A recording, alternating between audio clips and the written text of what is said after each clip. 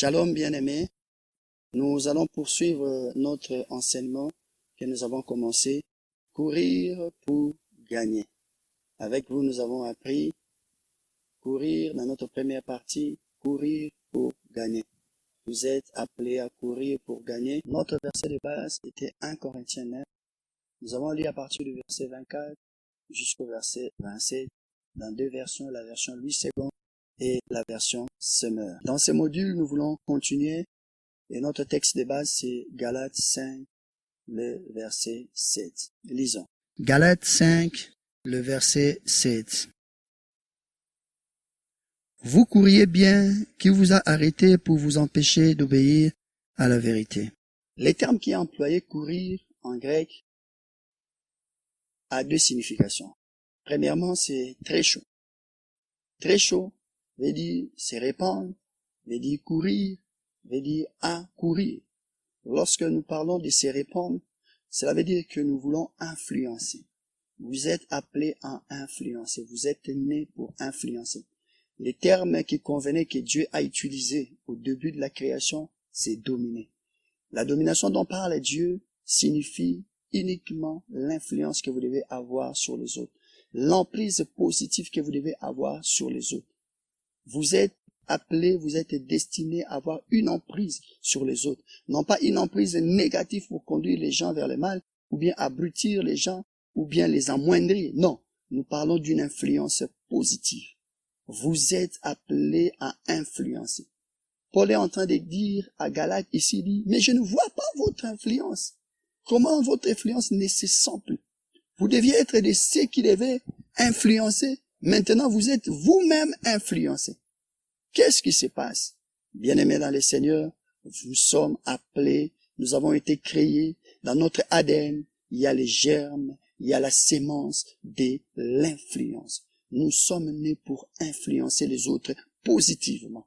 Là où vous allez, partout vous allez à l'université, partout vous allez à l'école, partout vous êtes, dans votre ONG, dans votre entreprise, au marché, vous êtes appelés à influencer les gens, à mener les gens à connaître Christ, à mener les gens à s'adapter au modèle divin. Vous devez imposer l'odeur du royaume. Paul s'étonne, il dit, vous couriez, mais qui vous a arrêté? Qui vous a empêché? Vous êtes de ceux-là qui devaient courir avec une autre allure. Vous devez influencer. Ce terme courir également veut dire prendre de l'élan. Vous êtes appelés à prendre de la dimension de l'élan, de la vitesse. Vous ne pouvez pas marcher à la même cadence. Vous devez varier votre cadence. Vous devez monter de cadence en cadence. C'est comme ça que Christ sera glorifié dans votre vie. Très chaud en grec veut dire c'est hâté. Cela sous-entend que vous devez bien gérer votre emploi du temps. Bien-aimés dans le Seigneur, nous avons 24 heures, mais certaines personnes dans 24 heures, ils accomplissent des choses extraordinaires. Christ était en train de dire dans Jean 4, il dit, l'heure vient. Il comprend qu'il joue avec le temps. Il s'est ressaisi, il dit, et elle est déjà venue. Il transforme son langage. Celui qui comprend que nous n'avons pas beaucoup de temps sur la terre, nous sommes des passagers, va fructifier, optimiser ses efforts pour marquer son temps, pour marquer les autres. Vous êtes appelés à bien gérer votre temps. C'est très important. Vous devez vous hâter. Paul est en train de dire, vous deviez être de ceux-là qui se hâtent, qui se précipitent à l'action. Mais vous êtes là comme si vous avez toute l'éternité. Bien-aimé, c'est que tu ne peux pas accomplir ici-bas, tu ne l'accompliras pas là-haut. Vous êtes appelés, vous avez une mission sur la terre et vous devez accomplir cette mission. Nous n'avons pas beaucoup de temps. L'ère est avancée, dit la Bible. L'ère est avancée. Précipitons-nous dans l'œuvre. Soyons dans l'œuvre. Accomplissons notre vocation, notre mission. Là où Dieu nous a appelés, accomplissons notre mission, notre vision, comme je le disais. Partout où Dieu nous a appelés. Dans cette entreprise, vous attendez quoi? Dans votre université, vous attendez quoi? Dans votre quartier, qu'est-ce que vous attendez pour marquer? La Bible dit, courez, courez. Le terme courir sous-entend également un esprit de compétition. Bien-aimés dans le Seigneur, si vous ne comprenez pas que nous sommes dans une course, comme je vous ai dit, dans les premiers modules de ce terme courir pour gagner, je vous ai dit, c'est une compétition. Du reste, la Bible dit, nous sommes environnés d'une multitude de témoins, Hébreux 12, 1. une multitude de témoins, des gens qui nous regardent, qui voient notre marche, des gens qui nous observent, qui regardent tout ce que nous sommes en train de faire, des anges qui sont en train de regarder tout ce que nous sommes en train de faire, comment nous dépensons notre argent, comment nous gérons notre foyer, comment nous gérons notre famille. Des gens sont en train de nous voir, c'est une compétition. Et vous devez comprendre que dans cette compétition, soit vous gagnez, soit vous perdez, soit vous êtes les vainqueurs, soit c'est vous qui êtes par terre. Ne tombez pas, soyez debout. La Bible dit, levez la tête, levez la tête. Ne vous découragez pas. Vous êtes appelés à courir, aller de l'avant. Vous êtes appelés à aller de l'avant. Toujours en grec, l'autre expression de courir veut dire métaphe. Métaphe veut dire s'entraîner. S'entraîner. Vous êtes dans l'obligation de vous entraîner. Bien-aimés dans le Seigneur, vous devez vous entraîner. L'entraînement sous-entend la préparation. Est-ce que vous vous préparez assez par rapport à votre destinée, par rapport au challenge de votre vie? Bien-aimés dans le Seigneur, une préparation médiocre va créer une destruction énorme. Si quelqu'un veut bâtir un grand immeuble, il doit préparer la fondation. Est-ce que vous êtes prêts? Est-ce que vous vous préparez dans la connaissance de Dieu? Est-ce que vous vous préparez dans la foi? Est-ce que vous vous préparez dans la prière, dans les jeûnes? Est-ce que vous vous préparez dans la sanctification pour être l'homme que Dieu a destiné, pour être la femme que Dieu veut? Préparez-vous. Bien-aimés dans le Seigneur, préparez-vous. Je vous ai dit dans notre première partie que nous avions deux héros, deux hommes différents avec une destinée différente également. Tous les deux étaient choisis par Dieu. Saül était choisi comme David par Dieu. Tous les dieux étaient visités, ils étaient transformés. Mais à la seule différence, Saül s'est donné à la guerre, alors que David disait de tout son cœur, il disait, Seigneur, entraîne mes mains au combat. Bien-aimé, cet entraînement au combat a valu la place qu'il faut à David. David est devenu ce qu'il est. Il a marqué l'histoire. Pourquoi? Parce qu'il s'est entraîné assez. Les talents ne suffisent pas si vous vous entraînez pas. L'habilité n'est rien si vous ne vous entraînez pas. L'entraînement aiguise. L'entraînement aiguise votre aptitude. L'entraînement aiguise votre talent, votre don. Vous devez apprendre à vous entraîner. Dieu ne peut pas lancer un homme dans les champs sans entraînement. Joseph devait être entraîné. Joseph devait être entraîné. Il est passé par l'entraînement auprès de son père, là où il avait des visions. Les conflits avec ses frères, là où Dieu l'a entraîné à changer son cœur. Et quand il a été envoyé en esclavage, c'était notre entraînement. Chez Potiphar, l'entraînement de la gestion des biens. Chez la femme de Potiphar, l'entraînement pour voir si son cœur était envieux. Et à la prison, au milieu des rebelles, Dieu était en train de l'entraîner. Et quand il a été rejeté par ceux-là qui il a donné des prophéties, Dieu l'a entraîné également. Pourquoi? Parce que Dieu voulait qu'il soit l'homme qu'il a été. Il a été rejeté, il a été méprisé, il a été oublié. On l'a payé en monnaie des sages. Mais Joseph est resté là en train de s'entraîner, d'aiguiser son talent. Lui qui était faiseur de songes autrefois, il est devenu explicateur de songes et il est devenu un homme du management, un manager. Il est devenu un manager. Au point où, en Égypte, il y avait des gens qui étaient instruits dans toute la connaissance de l'Égypte. Mais quand on a testé, on a vu l'équivalent de Joseph, on a dit, un homme comme lui, il n'y en a pas. Entraînez-vous, entraînez-vous. Métaphe veut dire également lutter durement. Vous êtes appelés à lutter. La vie sur terre, c'est une lutte. Il y a des hauts et il y a des bas. Il y a des combats énormes. Vous êtes dans l'obligation de lutter. Vous devez lutter. Vous devez gagner, bien-aimés dans le Seigneur. Si vous ne gagnez pas, alors vous serez dans la liste de ceux-là qui ont perdu. Mais je prie Dieu que votre nom soit dans la liste de Hébreux 11. De ceux-là qui ont vaincu. Métaphe veut dire également, en littérature grecque, cela dénote un extrême péril qui nécessite tous les efforts pour surmonter cette crise. Il y aura des crises dans votre vie. Il y aura des crises, vous allez faire face à des défis dans votre vie. Mais vous devez vous déployer les efforts. La Bible dit, efforcez-vous, efforcez-vous. Bien-aimés dans le Seigneur, si vous ne faites pas d'efforts supplémentaires, vous risquez d'échouer et d'être dans la liste de ceux-là qui sont en train de perdre. C'est une prise de risque. Vous devez prendre les risques parce que votre vie, sans le risque, vous n'êtes rien. Et qui dit risque sous-entend responsabilité. Dieu est en train de vous former petit à petit à assumer des responsabilités. Alors Dieu veut voir 3 dimensions qui se développent en vous. Premièrement, l'esprit de la prévention. Prévenir les choses. Dès que Dieu voit que vous êtes préparé, vous prévenez les choses. Vous avez des solutions avant que les problèmes n'arrivent. Alors, maintenant, la deuxième phase, c'est l'action. Dieu vous entraîne à agir. À agir.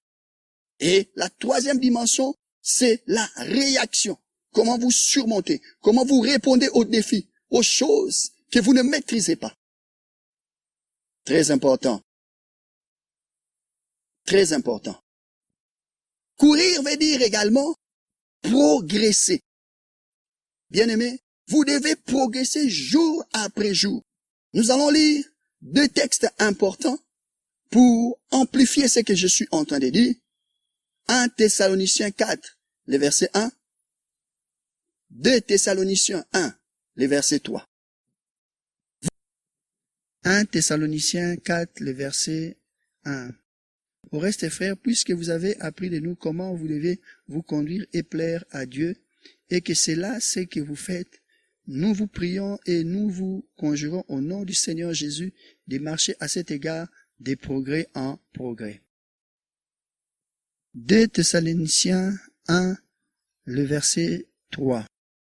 Nous devons, à votre sujet, frères, rendre continuellement grâce à Dieu, comme cela est juste parce que votre foi fait des grands progrès, et que la charité de chacun de vous tous à l'égard des autres augmente de plus en plus. Vous remarquerez que dans ce texte que nous venons de lire, on fait mention des progrès. Vous êtes appelés à progresser. Vous devez aller de progrès en progrès. Vous devez monter des niveaux. Bien-aimés, ne restez pas sur place. La Bible dit, dans Deutéronome 1er, le verset 6, Dieu dit, vous avez assez demeuré sur cette montagne, montez des niveaux. Il dit à Israël, vous avez assez demeuré sur cette montagne. Je m'étonne toujours, je savais que la nuée s'est levée et Israël devait décamper, devait quitter les lieux pour suivre la nuée. Mais voilà 40 ans que la nuée est restée sur place. Et au bout des 40 ans, Dieu dit, vous avez assez demeuré, la nuée est restée sur place parce que la nuée n'a pas vu en vous l'esprit de vous lever. Lorsque Dieu ne voit pas l'esprit d'aller de l'avant, l'esprit d'amener un changement dans votre vie, vous neutralisez Dieu. Dieu ne peut plus agir. La nuée est restée 40 ans sans bouger. Pourquoi? Parce que Israël n'avait pas l'envie d'avancer. Au point où Dieu est venu, au point où Dieu est venu dire, vous avez assez demeuré sur cette montagne. Montez. Bien-aimé, quel est les pieds de la montagne sur lesquels vous êtes? Où êtes-vous? Dans quel domaine vous n'êtes pas en train de progresser? Dans quel domaine de votre vie vous n'êtes pas en train de faire des bons? Vous n'êtes pas en train de monter. La Bible dit, Christ croissait en sagesse. Il croissait en stature. Il croissait en grâce. Dans tous les domaines de sa vie, il était en train de croître. En intelligence. D'autres versions disent, il progressait. Luc 2, le verset 52. On dit, Christ est progressé. La Bible dit, il mûrissait. Vous devez croître, mûrir, parce que c'est votre destinée. Vous ne pouvez pas rester sur place. Bien-aimé. Courir veut dire également progrès évident. 1 Timothée 4, le verset 15. Les gens doivent voir vos progrès. Ce ne sont pas des progrès cachés, mais les gens doivent voir que vous êtes en train de progresser. Vous êtes en train de monter. Vos progrès doivent être évidents aux yeux de tous. La Bible dit que Christ croissait devant les hommes et devant Dieu. Est-ce que vous êtes en train de croître dans les domaines de votre vie? Dans les domaines de votre vocation, dans les domaines de votre ministère? Croissez-vous correctement? Vous devez changer et croître. Courir veut dire se démarquer. Se démarquer sous-entend que vous devez faire la différence des pas. Vous ne devez pas être à la même hauteur que vos compétiteurs. Vous devez monter. Dans les affaires, vous devez avoir une différence avec vos concurrents. Si vous voulez gagner, si vous voulez avoir les cœurs de vos clients. Dans tous les domaines de la vie, vous devez créer une démarcation. Je vais vous donner un exemple. Lorsque Dieu veut aider Israël à traverser le fleuve Jourdain, il donne des instructions et dit ceci: dites aux sacrificateurs de créer une démarcation de 2000 coudées entre eux et le peuple. 2000 coudées, 1 kilomètre entre les leaders et le peuple. Parce que Dieu voulait que les leaders se démarquent. Vous ne pouvez pas espérer conduire les gens et être à la même dimension spirituelle que le peuple. Vous devez vous démarquer, vous devez monter en connaissance, monter dans les domaines de l'esprit. Dieu a exigé avant qu'il y ait le surnaturel, avant de provoquer le surnaturel, avant de provoquer la différence, avant que les Jourdains ne se séparent, je veux voir dans les chefs des leaders une différence, une démarcation. Et lorsque les sacrificateurs qui étaient des leaders de leur époque ont créé cette démarcation en suivant les limites de Dieu, il s'est produit un miracle. Bien-aimés, les miracles que vous attendez dans votre vie sera provoqué par vous-même si vous créez la démarcation, si vous créez la différence entre les gens normaux et vous. Si vous vivez une vie normale, vous ne pouvez pas espérer avoir une bénédiction extraordinaire. Je dis toujours aux gens, comment pouvez-vous faire une prière qui vaut devant Dieu $1 et espérer que Dieu vous donne $1000? Ce n'est pas possible. Vous devez consentir des efforts différents du peuple. Vous devez être des leaders accomplis. Dieu nous a destinés à être des leaders. Pour toute personne qui veut être leader, Dieu appelle la différence dans la discipline. Qu'il y ait une différence dans les sérieux. Que les gens voient votre différence. Si les gens voient la différence, c'est en ce moment-là, les gens vont commencer à croire à votre Dieu. Les gens ne croient pas en votre Dieu parce que les gens ne voient pas la différence. Créez la différence. Les gens ne croient pas en vous parce que les gens ne voient pas la différence. Si vous provoquez la différence, vous provoquez également la bénédiction. Vous attirez la bénédiction de Dieu vers votre vie. Créez cette différence, s'il vous plaît. Et vous verrez des choses extraordinaires arriver dans votre vie.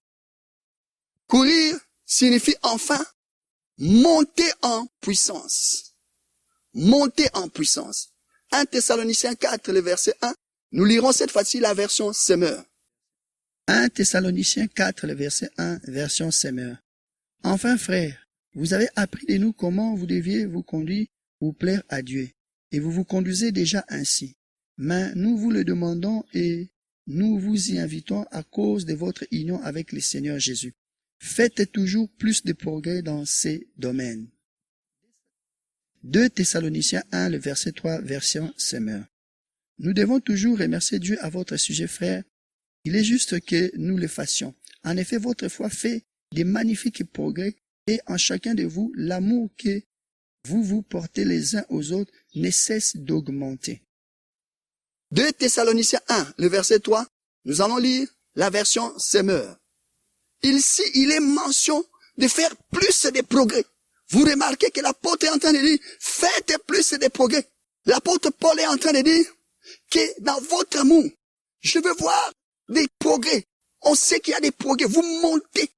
On sait qu'il y a des montées. Vous êtes appelés à monter. Celui qui reste sur place va faire naufrage. Bien-aimé, progressez dans les domaines de votre appel.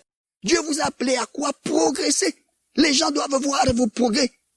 Ne ralentissez pas. Ne restez pas en arrière. Ne faiblissez pas. La Bible dit celui qui se relâche dans son travail est le frère de celui qui détruit. Progressez de plus en plus. Et vous allez voir comment les gens vont commencer à vous aduler. Les gens vont commencer à vous apprécier. Vous aurez un regard différent. Comment produire les progrès? C'est ça maintenant le nœud de la chose. Comment produire les progrès? La vitesse, l'accélération. Je vais vous donner quelques pistes et nous allons marteler sur 2 pistes très importantes. Premièrement, les progrès exigent que vous puissiez en faire de votre vie, vous puissiez en faire un problème personnel. C'est un défi de tous les jours. 1 Timothée 4, le verset 15, dans la version Semeur, lisons. Cela sous-entend 3 choses. Premièrement, vous devez prendre à cœur votre progression. C'est vous qui devez prendre ça à cœur. Ça doit être le souci de tous les jours qu'il y ait un changement dans votre vie.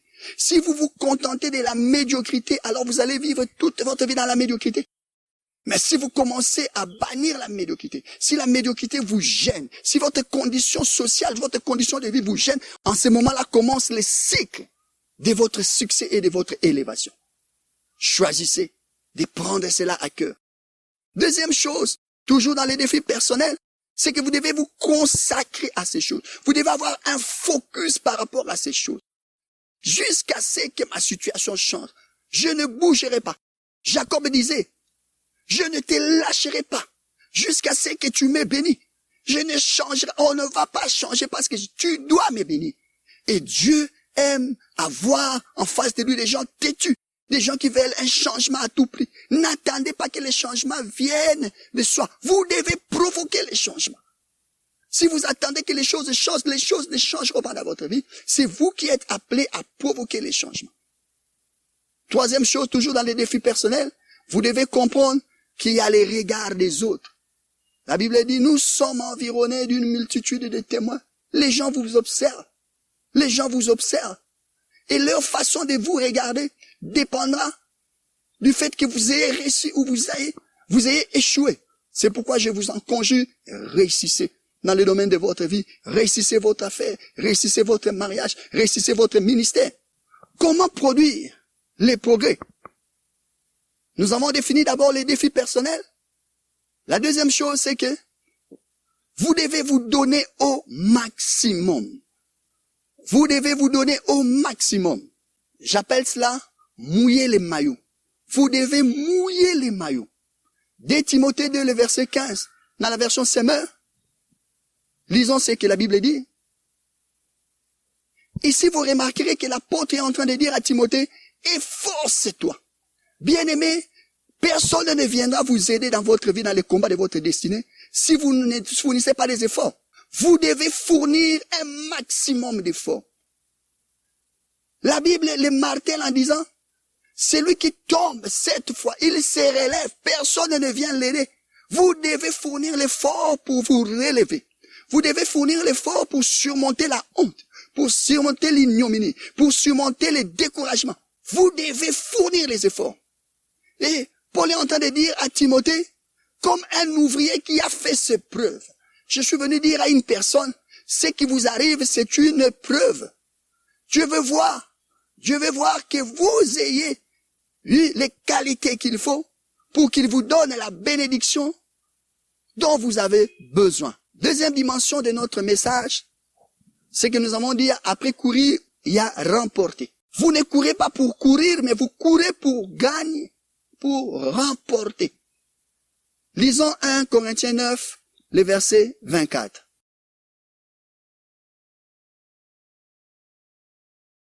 Les termes remportés ici dans ces textes veut dire katala bamum. Ces termes, katala bamum, veut dire un prix à saisir. Mais pour saisir, c'est que vous êtes obligé d'aller jusqu'au bout de la course. Bien-aimés, si vous vous relâchez, vous ne pouvez pas remporter, vous ne pouvez rien gagner. Galates 3, le martel, Paul est en train de dire à Galates, qui vous a arrêté? Vous étiez en train de courir? Qui vous a arrêté? Bien-aimés, quelles sont les choses qui ont arrêté votre élan? Quelles sont les choses qui ont arrêté votre marche? Dieu est en train de se plaindre à votre sujet. Vous ne progressez plus comme vous deviez progresser. Vous ne montez plus comme vous deviez monter. Votre vie de prière n'est plus une vie de prière intense. Vous n'avez plus la qualité qu'il fallait. Bien que la quantité peut subsister, Dieu veut que vous puissiez progresser. Détectez partout dans votre vie où vous avez arrêté de courir et relevez-vous, commencez à courir. 7 fois les justes tombent, ils se lèvent et ils commencent à courir. Vous devez courir. Que votre mariage soit brisé, que votre affaire, que vous soyez tombé en faillite ou pas, que dans cette affaire, que les choses aient marché ou pas, vous n'avez aucune justification. Je vous en conjure, courez, courez. Relevez-vous. Relevez-vous. Très important. Galates 5, le verset 7. La version Semeur dit détourner. Le mot détourner. Paul est en train d'employer les mots détournés pour signifier que vous étiez concentré. Vous aviez un focus. Vous aviez des objectifs lorsque vous étiez en train de courir. Mais où sont les objectifs de votre mariage? Où sont les objectifs de votre business? Où sont les objectifs de cette entreprise que vous avez créée? Où sont les objectifs? Vous devez revenir sur les objectifs que vous aviez autrefois pour pouvoir réussir. Il n'y a pas d'autre alternative, c'est que vous devez revenir sur cela. Vous avez été trop distrait. Arrêtez la distraction. Détectez toutes les sources qui vous ont gâché votre vie, qui vous ont distrait des loisirs inutiles. Maintenant, concentrez-vous sur l'essentiel, car vous avez une vie. C'est l'essentiel qui compte. Pour conclure notre message de ces jours, nous voulons savoir qu'est-ce qui empêche les gens de courir. Quelles sont ces choses qui vous ont empêché de courir? Nous pouvons en énumérer 5. Les échecs que vous avez subis.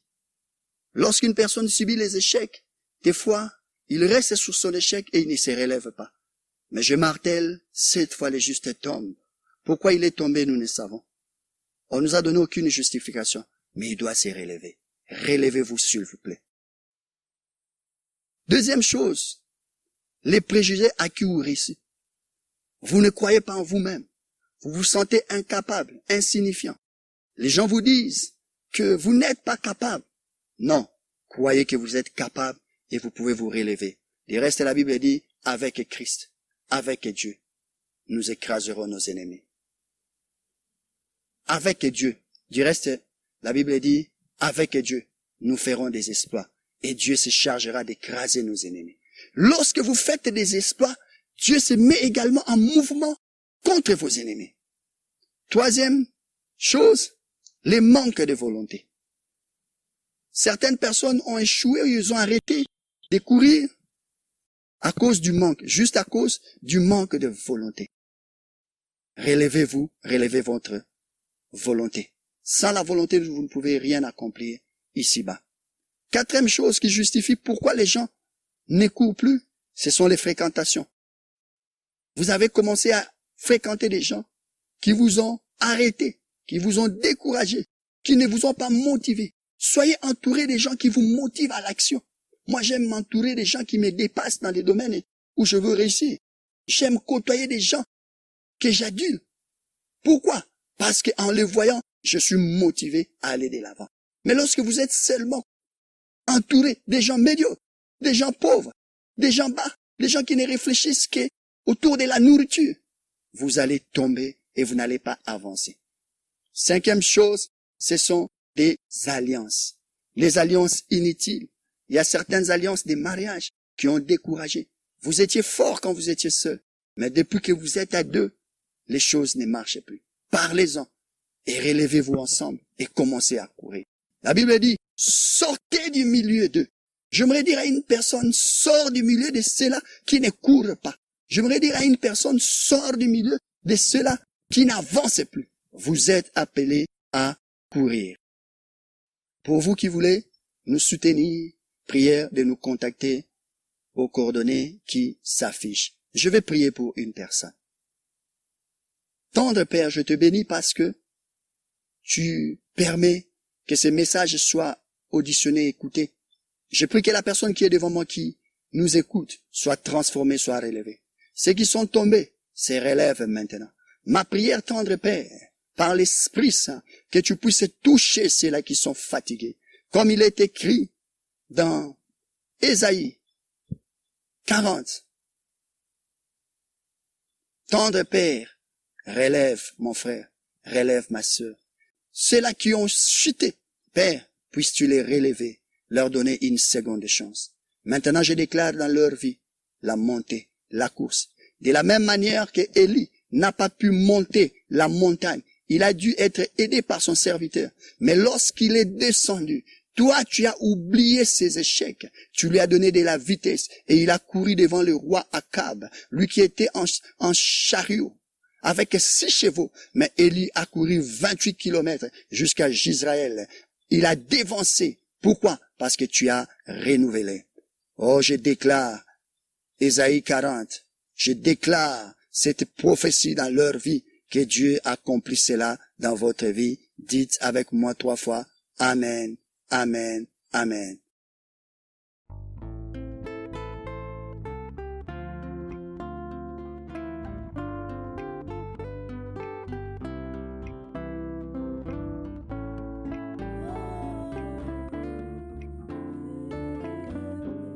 Un livre, une histoire. Fierté pour notre Congo. L'édition macédonien vous propose 30 livres de son auteur Didier Mbangala. Un livre, une histoire. Fierté pour notre Congo. L'édition macédonien vous offre 30 livres de Didier Mbangala. Un livre, une histoire. Spécialiste en leadership, management de performance, entrepreneuriat et business plan, j'en passe. Un livre, une histoire. Cet auteur fait la fierté de notre nation partout ailleurs. Un livre, une histoire. Voici 30 livres de cet auteur. Vous pouvez désormais les trouver sur nos points de vente qui sont indiqués. Un livre, une histoire. Une histoire, ça se raconte maintenant.